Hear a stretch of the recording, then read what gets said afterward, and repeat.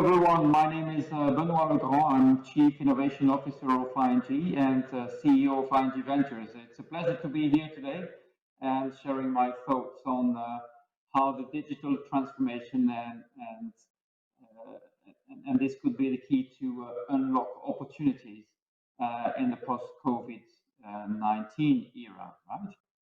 So again, welcome. I guess you also must have sometimes tremendous time in going through this tunnel and might not see the end of it. So I hope I can bring you a bit of hope on how to make the best of it. It's certainly what I think we can make. So we can go to the next slide.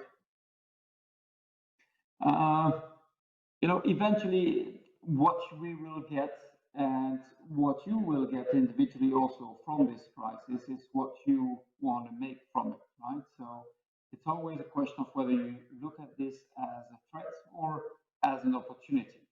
And the mindset you will have makes it also possible for you to look into this. Let me just take the example of L'Oreal, who just a couple of days ago mentioned that they would launch a online makeup, digital makeup for for talks like this one, so that you don't need to go into the shop and buy some makeup, but I think you get it virtually and they add it on you as you speak, right? So again, for those guys, COVID was a tremendous problem.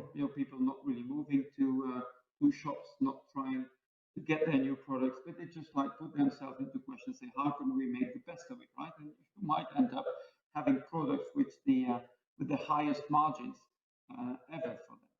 So again, look at what it is. And frankly, if we go to the next slide, I see personally innovation as one of the key things which we can do to move forward and come out of it. I think innovation is something which spans over a long time. It takes time to think about things. It takes time to develop it, to try, to fail, to try again, and eventually to deliver. And if you look at this COVID times as a tunnel in which we are, I think there was light before and there will be after the tunnel.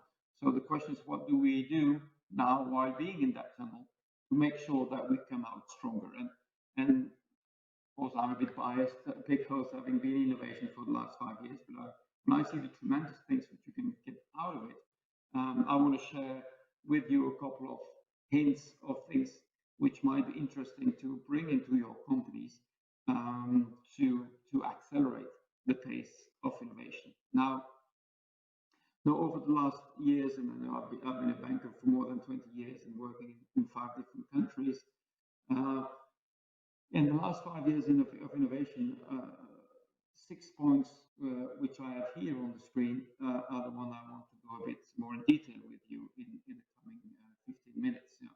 Strong leadership, a structured approach, getting time and focus on the right place, protecting innovation, being at the right distance between the new things and the existing things, and probably most importantly, everyone to take responsibility. So let me now go into details of each of them. Now, this might sound a bit of a complicated story, and it is, right? But I've tried to put in the mathematical formula how I think we get the most of innovation.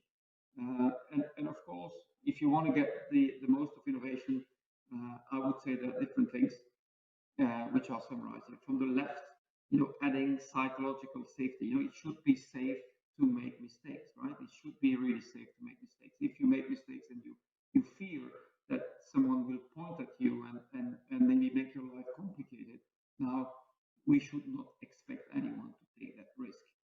Now, flexibility is also certainly a point. If you start going into a project and say, I know what it is, I know how to solve it, now you might be wrong. I think you want to know where you want to end, but you should be open to everything which is coming out your way to improve it and maybe have the flexibility to change course if necessary, just to make sure you're looking at your aim and you reach it and you're not focusing on your ego and trying to develop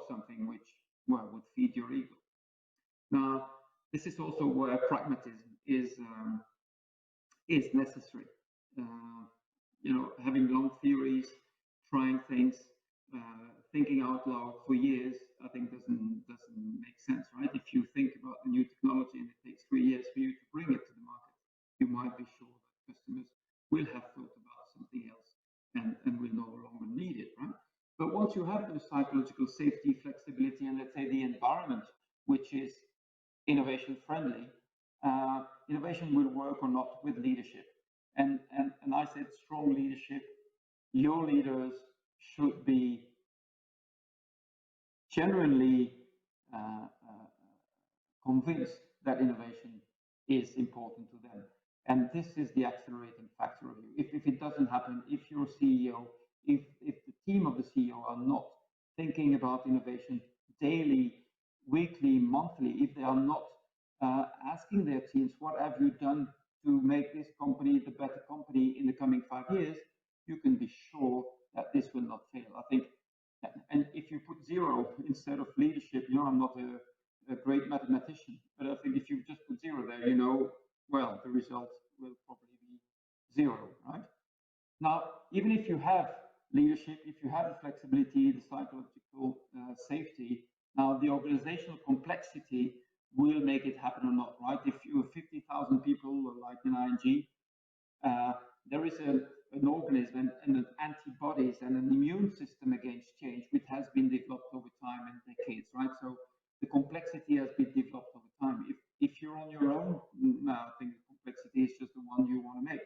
But if you're 50,000, 100,000, 200,000, I think this complexity is proportionally bigger. And putting those elements here, bring you probably hints about how to have the first element in place in leadership. And in leadership, let me stress a couple of points.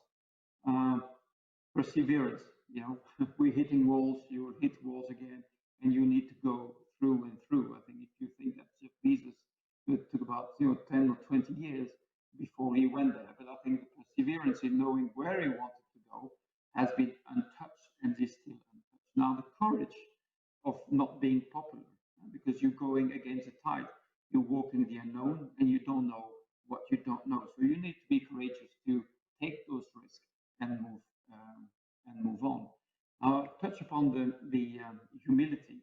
And humility is not making yourself smaller than what you are. It's just like taking the right place for you and understanding with your 2 feet on the ground what works, what does work, and be open to others, knowing that you probably don't know many things.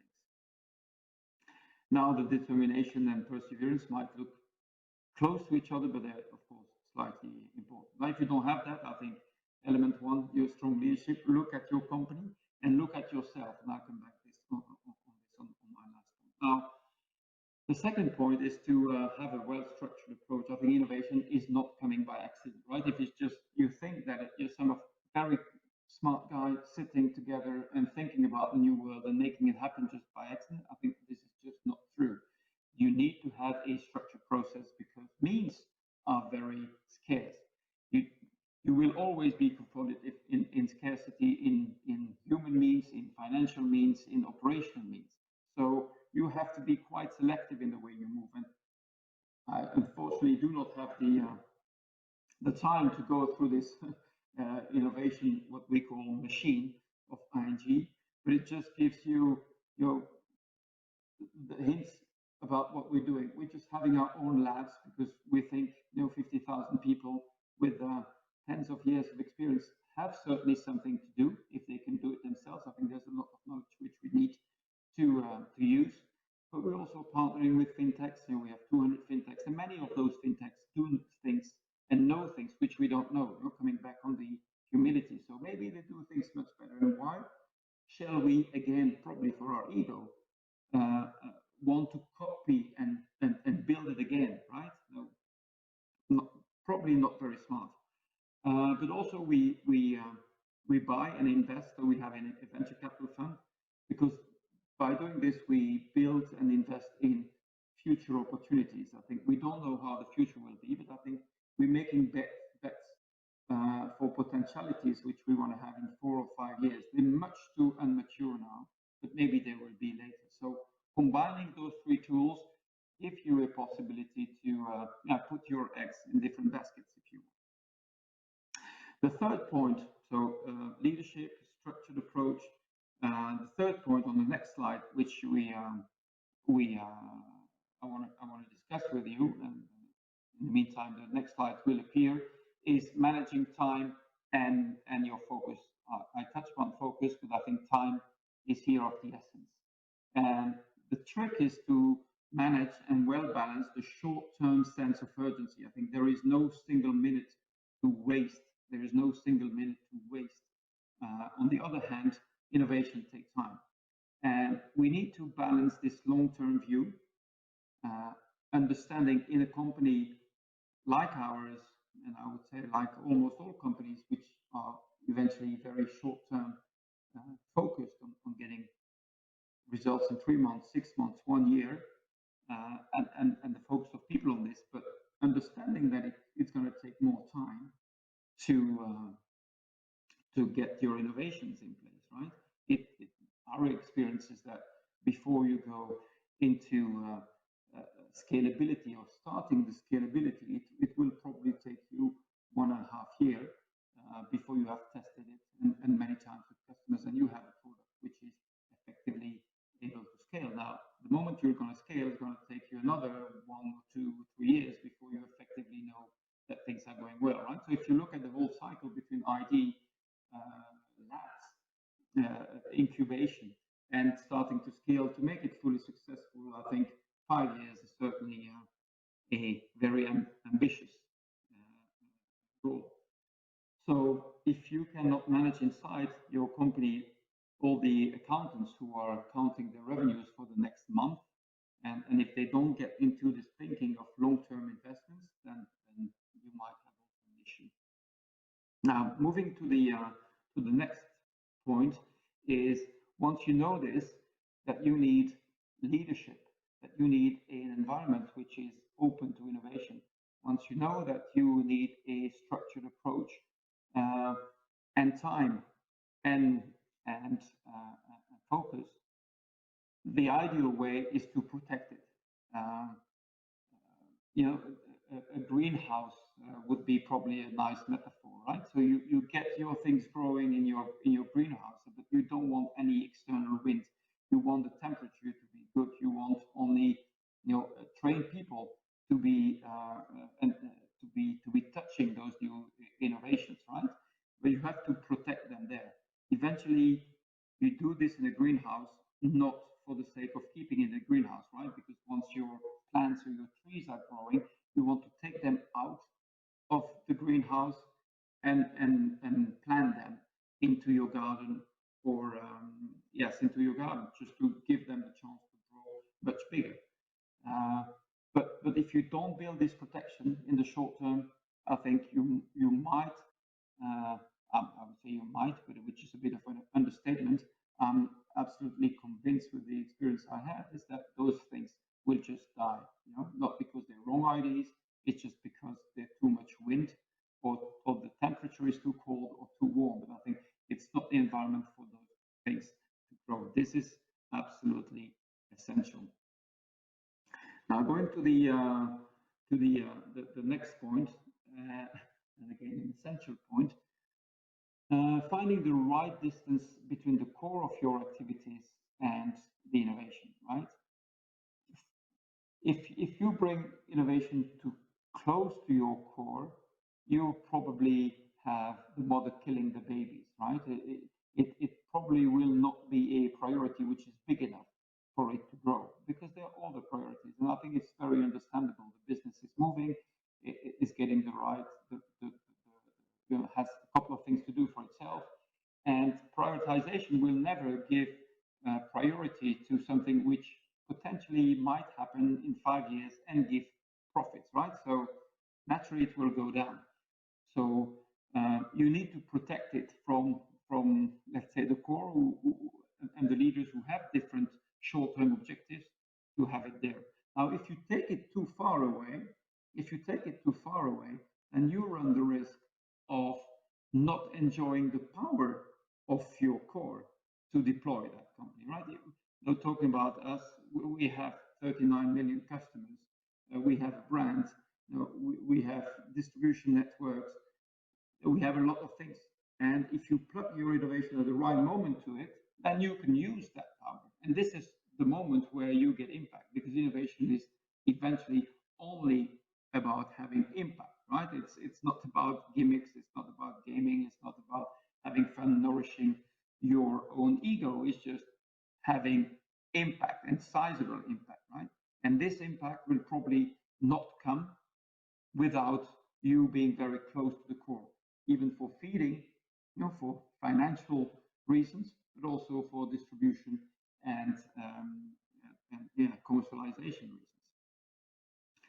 Now, last but not least, and then I think probably my favorite point, or most important one, is that we need to know that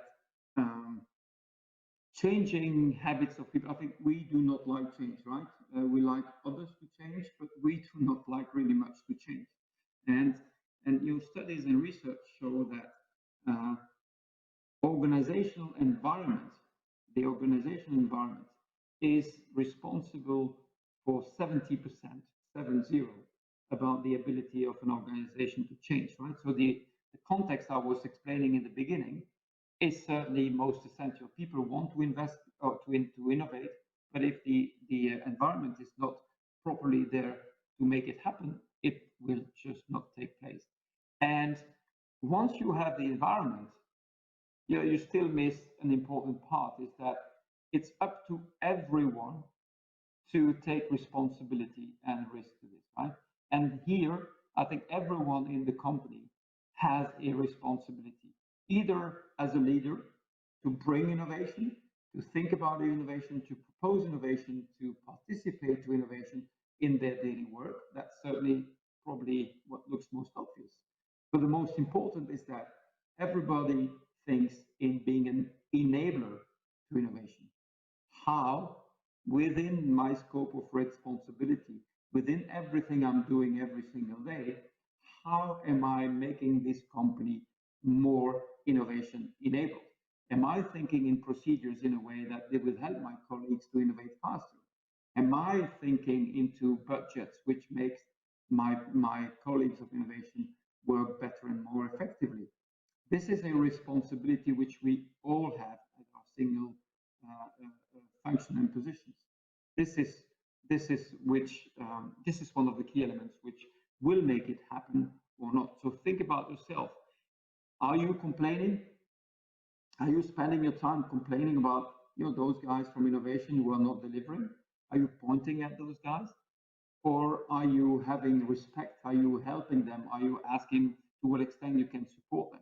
I think I can assure you, people in innovation, if they start to be arrogant and tell the rest of the world how things should be done, I think it will not happen, because they need the support and the help of the rest of the organization. So eventually, you can see this as you have some artists or architects building the future, and you get people who are caring for the existing customers, or soldiers who are defending the fortress. And we need both. I think the soldiers need the guys to build a new house, because there will be new constraints, and if you don't have a house in the future, you'll have a problem.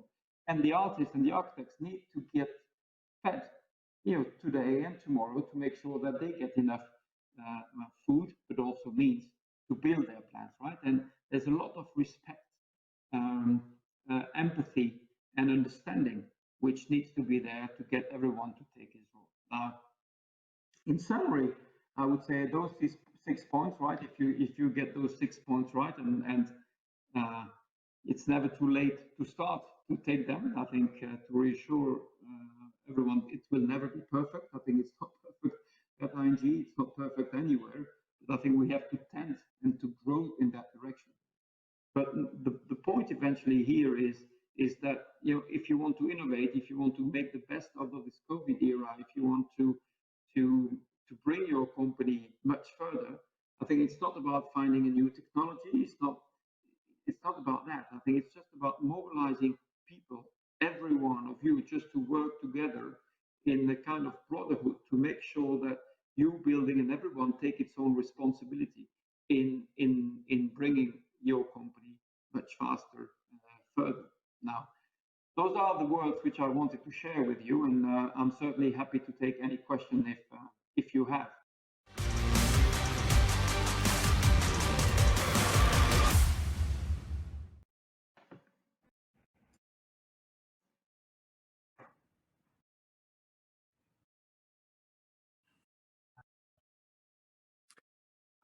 Hi everyone, and thanks very much for tuning in to that first session with Benoit. And Benoit, many thanks for taking the time to present the Keynote Open Banking Expo DigiFest 2020, and delighted to welcome you back for live Q&A now.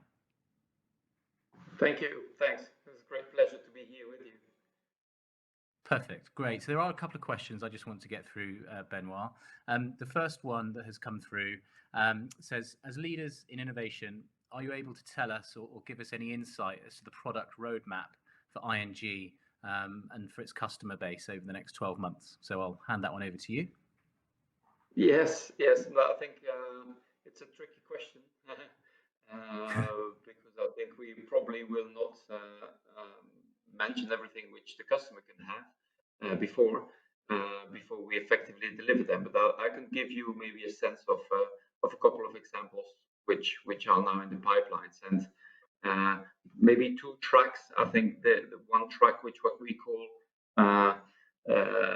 let's say continuous innovation, which is being delivered, by buyers to consumer all over the world in different businesses, which are probably incremental changes, and I think you've seen them all the time, so probably not worth going there, but maybe give you a couple of hints about what we're working on into our disruptive innovations. And maybe let me pick two or three. I think Yolt, right? So I think this is for non-consumer or ING customers, but I think this one is very well known. So we have passed now 1.6 million customers there, and quite happy with the way things are moving into open banking, especially in the UK. Maybe not the opinion of everyone in this expo, but I think this is certainly ours. But also we've been working on loyalty schemes in Romania. So wherever by using data which we have, and of course with consent of customers, we're able to provide them with quite interesting deals. I think it's been hugely successful in Romania, and we are now considering bringing this to other countries in Europe in the coming months. There's not one working on it. We're working on is it's quite disruptive. Is disrupting the whole IT by having a software which is itself building the software, right? So we're just replacing it, and I think we're also quite successful now in testing it with some of our supply chain IT. So that's also a quite interesting one. Now we're also having a couple of things in KYC for wholesale banking customers, helping them in that tremendously complicated process. So yeah, a lot to come. Perfect. Thanks, Benoit, for the honesty there. That's good. And second one isn't necessarily a question, more of a discussion point, which we're also wanting to tackle, where someone has said, one of the delegates has said, culture eats strategy for breakfast. So not necessarily a question, more of a statement. What would your response be to that? And to keep us on track, we've got around 90 seconds. So over to you. Okay, I can't agree more. I think it's but I think it's not about strategy. If you look at bank strategies, I think we with a couple of other banks have been paving the way. A couple of years ago about digitalization, getting the customers online or mobile or whatever. I think, and we see this just coming. So everyone is basically copying the strategy, and I think there's no 5 different strategy. I think you don't see anyone saying now I want more branches, right? So this is going. The question is, when do you step into that train? And culture is something which makes a difference, because it's all about the people who effectively make it or don't make it. Edison said, vision without execution is called hallucination, right? So it's all about execution, and execution is about people doing this together, and this is where the difference is being made, because the thinking, with all due respect to the very smart thinkers, I think is worth not that much compared to the real flowless execution. It's interesting as well, actually, as we come to the end of this kind of live session, Benoit, one of the questions that has come through, and I will share with you after this session, so we can get your response, is around tracking kind of cultural differences within organizations. So I might pick up with you on that after this session has finished, Yes. because the time has just ended. So Benoit, many thanks again, not only for your keynote presentation, but also coming back for live Q&A, and yeah, look forward to seeing you again soon. Thank you. Thanks, Adam.